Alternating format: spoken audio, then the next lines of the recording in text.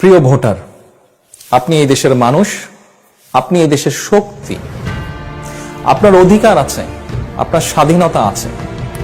আজ সেই স্বাধীনতা নিয়ে কথা বলার সময় এসেছে। স্বাধীন বাংলাদেশে পরাধীন জীবনের দিন শেষ হবার সুযোগ এসেছে। আপনারা ভোট দেবার সুযোগ পেয়েছেন। এই ভোট অন্যায়, অবিচার, অত্যাচারের জবাব। তাই আপনাদের কাছে একান্ত অনুরোধ, সকাল সকাল ভোট দিতে চলে যাবেন। শুধু একা গেলে চলবে না, ঐক্যবদ্ধভাবে সবাইকে সাথে নিয়ে যাবেন। আপনার পরিবারের যে সকল সদস্য ভোটার, তাদেরকে সঙ্গে নেবেন। আপনার প্রতিবেশী, পাড়া প্রতিবেশী, বন্ধু যারা ভোটার, তাদেরকে সাথে নেবেন।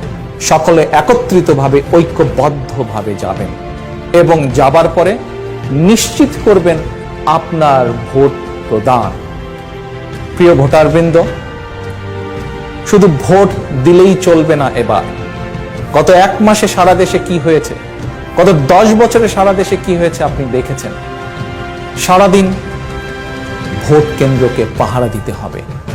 ভোট যেমন একটি মূল্যবান আমানত, আপনার ভোট কেন্দ্র হচ্ছে মূল্যবান আমানত।